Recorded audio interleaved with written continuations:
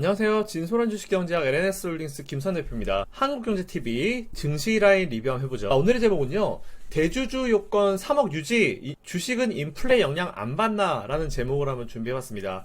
자, 오늘 2020년 10월 23일 금요일 방송 출연인 분이고요. 원래 오늘은 3% 전략하는 날이잖아요. 근데 사실 이번 주에 시장 자체가 너무 안 좋기도 했고, 아까 방송 중에 잠깐 말씀드린 거는 시장 탓해서 죄송하다, 시장 탓하는 게 좀 치사해 보인다, 이런 식으로 생각을 했었는데, 어쨌든 좀 빠지긴 빠졌으니까 저희 종목도 같이 빠졌고, 이제 추가 하락률이 시장 하락률 정도 나오더라고요. 그래서 일단 조금 시간은 걸리겠지만 그래도 항상 언제나 그랬던 것처럼 나몰라라 하지 않고 그 종목을 계속 봐드릴 거니까 너무 큰 걱정하지 마시라는 말씀을 다시 한번 드릴게요. 자, 일단 오늘 KC텍, DR잼, 디바이스, ENG 이 종목들 하나씩 살펴보면서 방송 중에는 시간이 없어가지고 짧게 넘어갔지만 종목에 대해서 조금 더 디테일하게 한번 쳐다볼게요. 자, 먼저 KC텍 한번 보겠습니다. 오늘 또 밀려요. 이게 사실은 이제 좀 해드린 적은 좀 됐고요. 그동안 오르락 내리락을 반복했죠. 그래서 소폭 수익금까지 올라갔었는데 굳이 이거 가지고는 팔 필요 없을 것 같다라고 생각했고, 그리고 최고 2.8% 수익률까지 나와가지고 그놈의 0.02% 때문에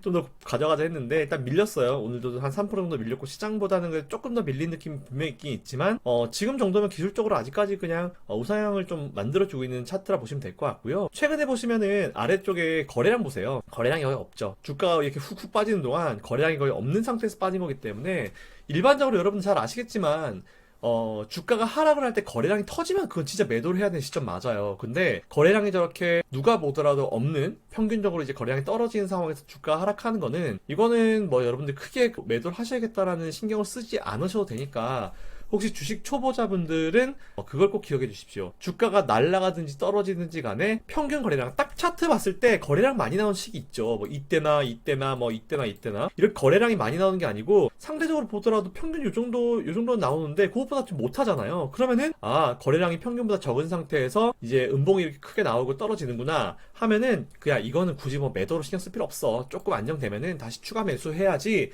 이렇게 생각하시면 되게 좋아요. 기술적으로. 그러니까 KC텍은 당연히 한 주도 건드리지 않고 그대로 홀딩 포지션 취하도록 하겠습니다. 자, DR잼 볼게요.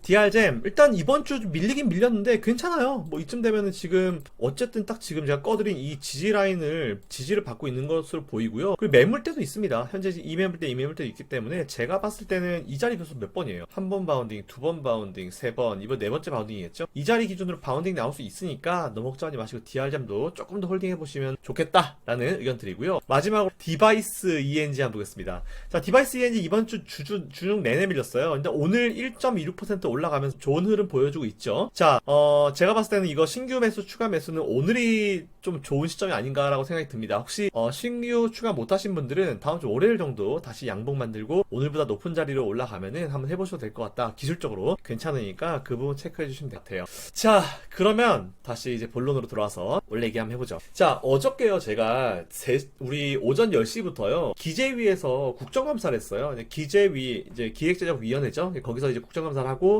기획재정부 그리고 국세청 이쪽에서 이제 나와서 감사를 받았는데, 어저께 이제 우리 홍남기 경제부총리님께서 3억 유지를 하겠다라는 발언을 하시고 나서 오히려 시장이 좀 더 약세를 기록한 좀 느낌이 있어요. 그래서 제가 이번엔 꼭 얘기를 해야겠다라고 좀 생각을 했고요. 사실 제가 원래 한국경제TV 출연하는 제 이 10분 정도 되는 이 대본을 제가 만들기 위해서 보통 한 2-3시간 정도 사용을 합니다. 2시간에서 3시간 정도 보통 사용을 하는데, 이번 같은 경우는 수정만 2-3시간이 걸렸어요. 수정만. 작성 한 2시간 걸리고요. 수정만 2-3시간, 총 한 5시간 정도 걸렸습니다. 근데 진짜 이만큼 준비한 내용을 확 줄이고 최대한 오해할 만한 말도 빼고 더 센 말도 빼고 정말 순화를 시켜서 한 거예요. 준비한 내용이 이만큼인데 요만큼으로 줄여서 한 거니까 저 나름은 그래도 좀 준비한 내용이다라고 좀 생각해 주시면 될 것 같고요. 일단 할 얘기가 되게 많아요. 각각의 어떤 사안에 대해서 멘트를 하고 싶은 내용은 좀 많은데, 우리가 지금 중요한 거는 이제 주식과 관련된 대주주 양도세잖아요. 그거와 관련된 얘기 한번 해볼게요. 자, 그 전에 제가 사실 오늘 얘기하는 게 정부가 조금 더 잘해줬으면 좋겠다는 내용이죠. 절대로 지금 우리나라 정부 못하고, 니들 왜 이렇게 못하냐, 너무 좀 못하니까 제대로 해라, 이게 아니에요. 우리나라 기재부 제가 보더라도 잘하고 계신 거 정말 많아요. 정말 많고 정말 노력 많이 하시고 진짜 고생 많이 하신 거 정말 잘 알거든요. 근데 이런 거 있잖아요. 왜 못하는 애들한테 넌 좀 잘했으면 좋겠다 이게 아니고 잘하고 있어. 아 얘는 좀만 더 하면은 진짜 반에슬도 할 수 있을 것 같아. 좀만 더 하면 정규일도 할 수 있을 것 같아. 이런 느낌으로 좀 봐주시면 될 것 같습니다. 좀 너그러이 봐주시면 좋을 것 같고요. 절대적으로 정치적으로 해석하지 마세요. 저는 지금 이 정권을 탓하는 거나 그런 게 아니에요. 기획재정부가 정책을 수행함에 있어서 일반 우리 국민들이나 일반 개인 투자자들의 어떤 의견을 많이 잘 모르시는 것 같다라는 그런 생각이 들어서 제가 좀 알려드리기 위해서, 누군가는 이 영상을 보시기 때문에, 우리 한국경제TV가 우리나라에서 제일 큰 경제방송이기 때문에 그런 것 때문에 제가 준비한 거니까 정치적으로 해석하지 마세요. 절대로. 저는 여당도 야당도 아니고, 저 같은 이런 증시 전문가들이요, 여당 편을 들거나 야당 편을 들면은 여러분들한테 결국 안 좋아요. 왜냐하면 편향된 의견을 제시할 수밖에 없기 때문에, 제가 그렇게 중심을 지키는 거는 여러분들께 이제 중심에 잡힌 경제 분석을 좀 알려드리기 위함이니까 절대로 그러지 마세요. 이번 사안에 대해서는 뭐 이렇게 생각하실 수도 있겠지만 다음 사안에 대해서는 또 좋게 얘기할 수 있어요. 사실 지금 우리 기재부에 대해서 되게 좋게 이번에 잘했다라고 판단할 수 있는 요건들이 되게 많아요. 그래서 제가 처음에 준비를 했죠. 보시죠. 자, 이건 제가 지난번에 한번 이제 보여드린 자료예요. OECD 홈페이지 가보시면 되고요. Composite Leading Indicator, CLI죠? 뭐냐면은 경기 선행 지표예요. 보시면은 경기 선행 지표가 되게 많아요. 엄청나게 많은데, 그 경기 선행 지표를 종합해가지고, 경기 선행 그 항목들이 되게 많은데, 그거를 한 번에 종합해가지고 나온 이 선이 이겁니다. 자, 보시면은 빨간 선이 OECD 토털이고요. 그리고 파란색이 우리나라예요. 보시면은 2020년도 초반에, 이때 3월 달에 코로나 때문에 전 세계 OECD 전체 토탈이 훅 떨어졌죠. 근데 우리나라는 위에 버텼어요. 이 정도면 진짜 우리나라 칭찬받아도 마땅해요. 다른 나라 경제 진짜 속된 편으로 개작살 나는데 우리나라 이 정도면 되게 잘 버틴 거예요. 정말 잘 버틴 거거든요. 그리고 지금 올라오는 속도도 얘들은 이제 회복되고 있는데 우리나라는 뭐 그냥 치고 가고 있는 상황이잖아요. 누가 보더라도 얘네들은 OECD 토탈은 밀렸다가 이제 원 회복되고 있는 상황이고, 우리나라는 아니에요. 밀린 것도 딱히 없었고 그냥 치고 올라가서 다시 정상화가 되고 있는 거예요. 그러니까 이것만 보면은 우리나라 경제당국이 절대로 못하는 게 아니에요. 지금 되게 잘하고 있는 거예요. 되게 잘하고 있는 건데 우리 국민들 입장에서는 더 잘했으면 좋겠다. 더 잘했으면 좋겠다. 저도 오늘 이 내용 준비한 게 더 좀 잘해주셨으면 좋겠다 라고 좀 준비한 겁니다. 그리고 잘 아시겠지만 경제부처에 있는 분들 있잖아요. 한국은행, 금감원, 아니면 뭐 기재부 계신 분들 있잖아요. 국민들이 좀 알아주셔야 될 건 또 이것도 있어요. 경제부처에 있는 분들은 솔직히 잘해도 본전이에요. 네, 아무리 잘해도 본전이에요. 칭찬받기가 힘들어요. 네, 그런 게 좀 우리 경제부처에 있는 분들의 좀 고통입니다. 그렇기 때문에 그런 거는 좀 충분히 생각을 해주셨으면 좋겠어요. 그래서 제가 경제부처 분들 편을 드는 게 아니고, 경제부처에 계신 분들은 아무리 잘해도 이제 본전이기 때문에 우리가 그래도 조금은 너그러운 마음으로 봐도 될 것 같다라는 그런 말씀 좀 드리고 싶어요. 자, 어쨌든 잘한 건 잘한 건데, 대주주 양도세 이슈 이건 얘기를 해야 됩니다.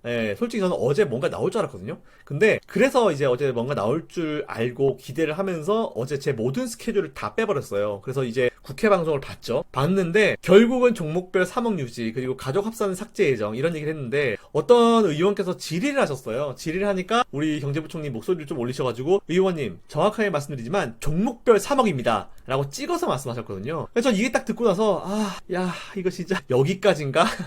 여기까지가 끝인가 보 이런 생각이 드는 거예요. 근데 굴할 이유가 없죠. 그죠? 우리가 굴할 이유가 없고 제 주장을 한번 끝까지 한번 해보려고 합니다. 자, 기재부의 모든 의견들을 봤을 때 제가 확신하는데 생각을 못한 이슈가 두 가지 있어요. 혹은 생각을 했는데 이건 무시한 거죠. 어떤 거냐? 첫 번째는 과세 법안을 확정한 지 3년이 됐다. 2017년에 확정했기 때문에 지금은 3년 전 건데 왜 이제 수정을 하길 바라냐. 우린 그때부터 이미 예고를 했고 해왔다. 이렇게 얘기를 하는데, 여러분 3억이라도요. 3억이라도 그 3년 만에요. 그 질과 특징이 완전히 다르다는 거를 모르시지는, 모를 수도 있겠다는 생각이 좀 들긴 들어요. 근데 만약 인지를 했으면 이건 무시한 건데, 우리 3년 동안 우리나라 경제에 어떤 상황이 있었는지 여러분 잘 아실 겁니다. 우리나라 이번에 이제 문재인 정부가 들어서면서 부동산에 대한 규제를 얘기를 했었잖아요. 다양한 부동산 규제 방안이 나왔고 잡혔죠. 그죠? 부동산에 대한 어떤 흐름들이 잡히는 느낌이고, 그 자금들이 주식시장으로 들어오는 요인이 됐어요. 그 자금이 빠져서 주식시장으로 들어온다는 것 자체가 어쨌든 잡혔고 어느 정도 정책이 먹혔다는 얘기잖아요. 네, 그런 어떤 큰 변화가 있었고요. 두 번째로 3년 전에는 우리나라 시장을 잡아준 게 기관과 연기금 뭐 이런 애들이 잡아줬어요. 근데 잘 아시겠지만 지금은 역대급으로 개인들이 시장을 장악을 하고 있고 올해는 누가 보더라도 개인들이 시장을 버텼다 해도 과언이 아닌 시장입니다. 자, 즉 많은 개인 투자자들 중에 다수가 부동산에서 주식시장 쪽으로 자금을 이전시킨 거거든요. 그럼 잘 아시는 대로 서울이든 지방이든 아파트든지 뭐 집이든지 건물이든지 매각하면 3억 안 되는 거 찾기가 힘들잖아요. 사실은 거의 다 3억이 다 넘잖아요. 그렇다면 다음 자료를 보여드릴게요. 자, 본 자료는 작년 연말 기준 결산 상장법인 보유 종목별 소유자의 분포 현황인데 보시면은 한 종목 가지고 있는 사람이 전체의 41.4%예요. 두 종목이 17.7%, 세 종목이 10.6%. 한둘 세 종목만 합하면 얼마입니까? 69%. 왜? 70%. 세 종목 안쪽을 가지고 있는 사람이 10명 중에 3명이에요. 이거 거의 몰빵 투자에 가깝다라고 보셔도 되잖아요.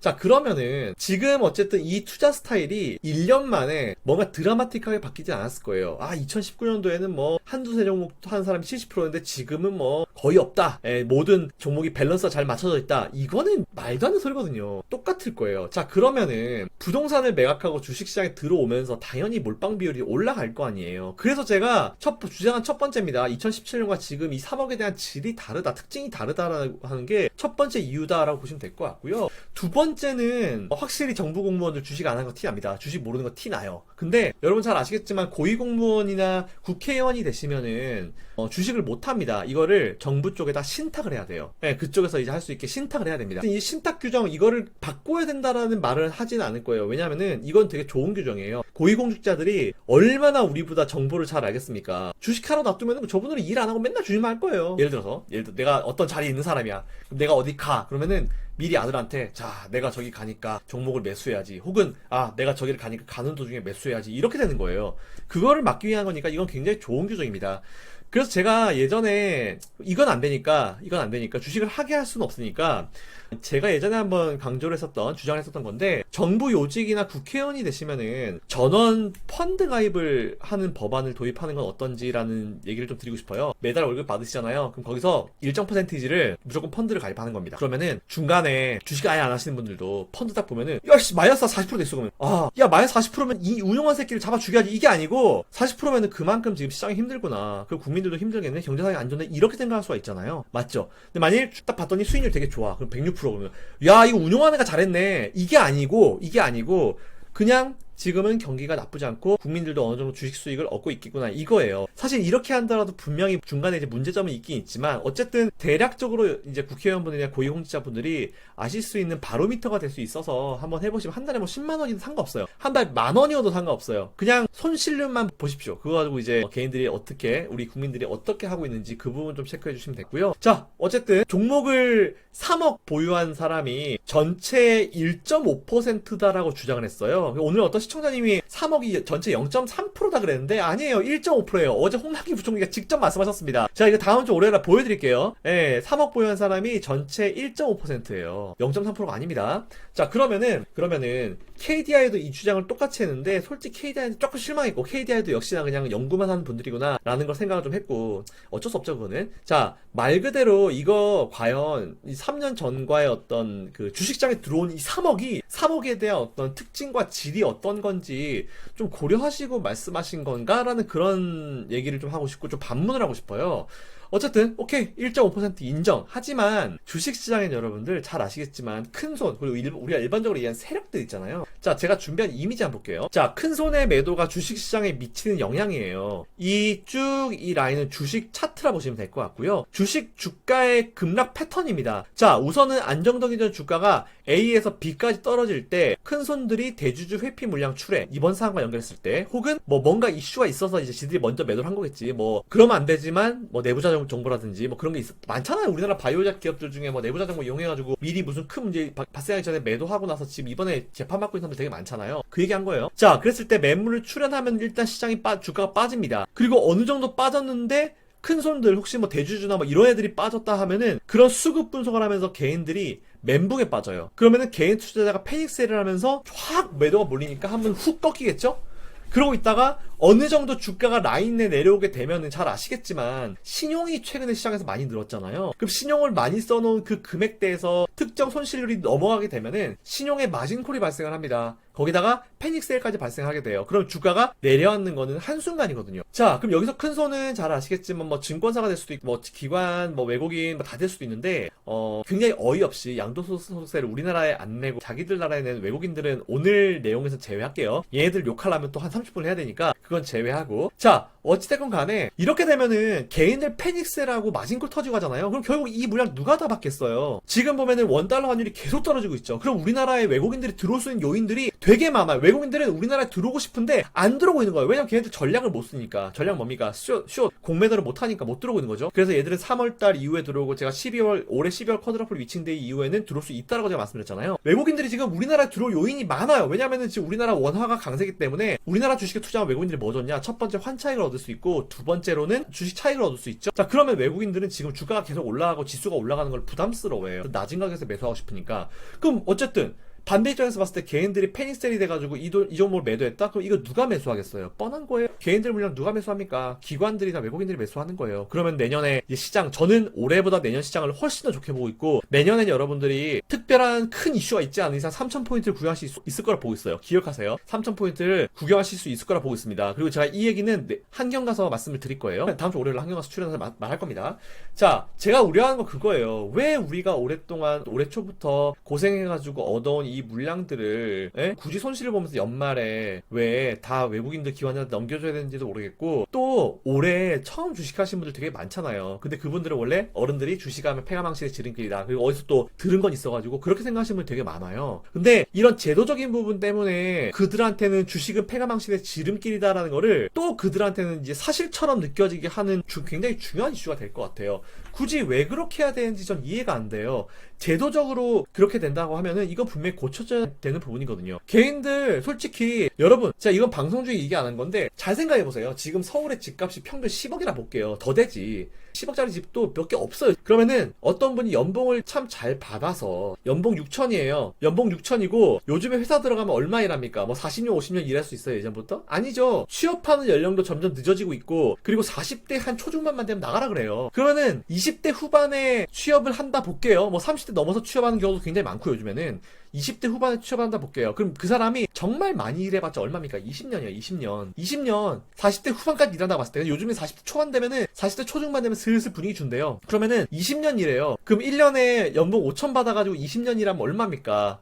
딱 10억이죠? 그죠? 10억 딱 버는 건데, 거기서 뭐 해요? 그거 가지고. 그거 집 살 수 있어요? 못 사지. 애기들한테 교육비 들어가야 되지. 그리고 맛있는 거 사 먹어야 되고, 여행도 한 번씩 가줘야 되고, 좀 쉬는 것도 필요하고, 하다 보면은 거기서 쓰는 비용이 60-70% 이상 써요. 맞잖아요. 60-70% 이상 쓰잖아요. 오케이. 반 쓴다 칠게요. 반. 그러면 5억 쓴다. 그러면은 나머지 5억 가지고, 집을 어떻게 사요? 어떻게 됩니까? 나머지 모자란 5억은 대출을 받아야겠죠? 그러면은 5억에 대한 대출금 꽁으로 해주나? 은행에서는 이자 받겠죠? 그러면 고정비로 포함되는 거잖아요. 그러면은 평생 일해가지고 10억짜리 집 하나 있으면 그거 가지고 또 뭐합니까? 아들이나 있으면 나중에 장가갈 때 집 해줘야 될 거 아니에요. 근데 그때 아들이 장가갈 때 집이 또 10억, 20억 해. 그럼 어떻게 하라고? 이런 잘못된 게 되게 반복되는 거예요. 이런 순환이 계속 반복되는 거고, 솔직히 저는 경작가 출신이기 때문에 이것도 시장경제에 던져놓고 봐야 된다라고 보는 주이긴 한데, 부자 아버지, 그리고 아버지한테 상속을 받지 않는 이상 이건 불가능합니다. 맞잖아요? 그리고 솔직히 저는 그렇게 생각해요. 부모님들이 우리 굉장히 잘 길러주셨어요. 근데 부모님이 무슨 잘못이에요? 그것도 저는 사회적인 문제라 생각을 해요. 예. 그렇기 때문에 전체적인 이렇게 얘기하면 한도 끝도 없는데, 제가 말씀드리고 싶은 거는 정상적으로 돈을 번다 하더라도 서울에 집 10억짜리 하나 하기가 어려운 게 현실이라는 겁니다. 제가 말씀드리고 싶은 건 뭐냐면은,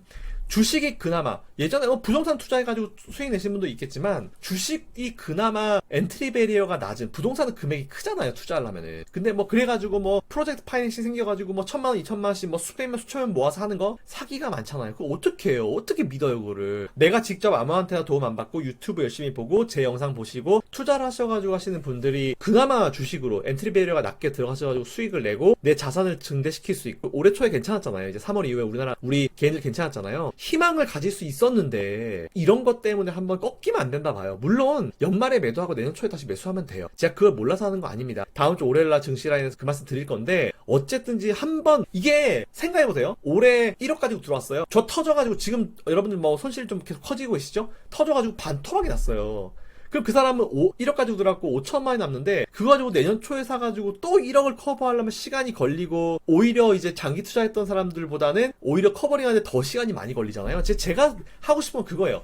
주식을 아는 분들은 5천 가지고 열심히 해서 1억 만들면 되지 이런 생각 하는데, 일반적이고 이제 주식시장 처음 들어오는 정말 초보분들은 1억 했다가 거기서 10%만 마이너스만 나도 1억 중에 1,000만 원만 마이너스만 나도요 손 벌벌벌벌 떨면서 밤에 잠을 못 자요. 그럼 또 그럽니다. 그런 사람들 주식하면 안 되지. 여러분들은 처음부터 그렇게 잘했어요? 저도 못했어요. 저도 처음에 주식할 때 몇백만 원까지씩 안 했는데 거기서 다만 몇십만 원 마이너스만 돼도 저 때는 하루에 알바 풀로 했을 때 3만 원 받았거든요. 야 30만 원이면 이거 10일 동안 일해야 되는 돈인데 이게 손실이, 그런 생각 안 들 수가 없더라고요. 맞잖아요.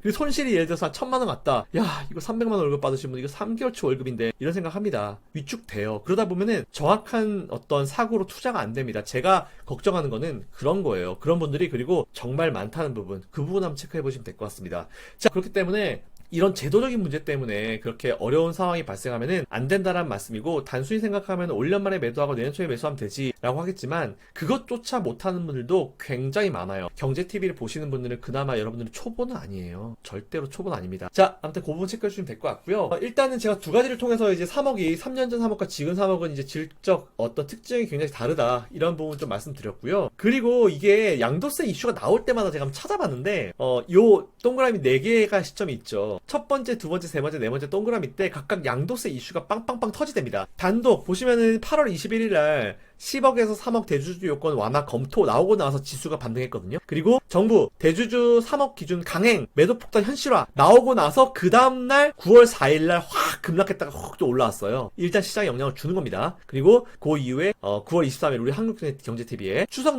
놓치면 낭패 대주주 양도세 비상 이 얘기 나오고 나서 또 그 이후에 반등이 나오긴 했죠. 물론 양도세 이슈가 과거에도 있었고 나오고 나서 단기에 영향을 주고 중장기적으로 올라온 건 알아요. 제가 그거 모르는 거 아닙니다. 하지만 이렇게 잠깐 밀리고 내려갈 때 데미지를 얻는 개인들이 있으니까, 그리고 그런 분들이 많으니까 제가 우려가 돼가지고 지금 이런 멘트를 드리는 거다라고 좀 생각해 주시면 될 것 같아요. 자, 그리고 마지막으로 또 하나 또 반박을 하고 싶은 게 있습니다. 이거 진짜 안 하려고 그랬는데, 자 6월달 10월달 기재부에서 이런 얘기를 했어요. 지난 6월달에 부동산은 인플레이션 영향을 받지만 주식은 영향이 없어서 장기 보유 혜택을 줄 필요가 없다. 그리고 지금 이번 달에도 그 기재부가 나왔죠. 장기 보유 혜택에 대해서 줄 이유가 없다라고 얘기했잖아요. 이해가 안 되는 게, 전 솔직히 처음에 양도 그 대주주 이 기준을 3억으로 낮춘 게 분산 투자라고, 그런 얘기, 분산 투자를 해서 뭐 중장기 투자를 해라, 그렇게 기재부 밀었다 생각한 거예요. 근데 그게 아니잖아. 장기 투자 혜택 줄 필요가 없다. 장기 투자 혜택은 미국도 있습니다, 여러분들. 미국도 주식을 매도할 때 양도세를 내긴 내는데 몇 년 이상 보유한 사람들한테는 장기 보유 혜택이 있어요. 근데 우리나라는 그거 못하겠다는 거잖아요. 예. 그리고 부동산은 인플레이션 영향을 받는데 주식은 영향 없다. 제가 이 얘기 보고 나서 내가 이거 잘못 봤나? 이게 이 생각이 드는 거예요. 자, 두 번째 볼게요. 자본의 동결효과가 발생해서 거래가 위축될 수 있다. 또 일부러 장기 투자로 변경하는 경우에 조세 회피 발생할 수 있고. 오케이. 뒤에 얘기는 아주 좋은 핑계를 댔습니다. 이렇게 충분히 이해할 수 있는 말이기 때문에 이건 제끼인데요. 이거는 이해해. 근데 이 위에 거는 좀 도무지 이해를 할 수가 없어요. 정말 이해를 할 수가 없습니다. 이게 어떻게 이런 얘기를 하지? 아까 제가 우리 이경원 앵커님한테 여쭤봤잖아요. 이제 올해 세계 국가 중에 인플레이션 하면 떠오르는 나라가 어디십니까? 라고 제가 앵커님께 여쭤봤고, 우리 앵커님 역시 대번에 베네수엘라 나오시죠. 대번 하시잖아요. 그 정도로, 물론 앵커님이 좀 워낙 잘 아시는 분이긴 하지만 베네수엘라라고 이제 생각하고 계신 분들이 아마 많으실 거예요. 베네수엘라 같으면 여러분들 인플레이션을 넘어서 하이퍼 인플레이션이에요. 정말 인플레이션 심각한 상황이거든요. 자, 그런데 그럼 이걸 어떻게 설명할지 한번 보겠습니다. 자료를 보시죠. 자, 이거는 베네수엘라의 메인 지수 차트 카라카스입니다. 예, 카라카스가 이제 우리나라 코스피처럼 거긴 카라카스고요. 보시면은 올해 1월 달에 보시면은 얼마입니까? 대략적으로 9만 포인트 정도 되죠? 9만 966포인트 정도 되죠? 근데 바로 어제자 기준으로 최근에 최고가를 만들었어요. 56만 1811. 그 얼마입니까? 대략 거의 6배가 넘게 급등했죠?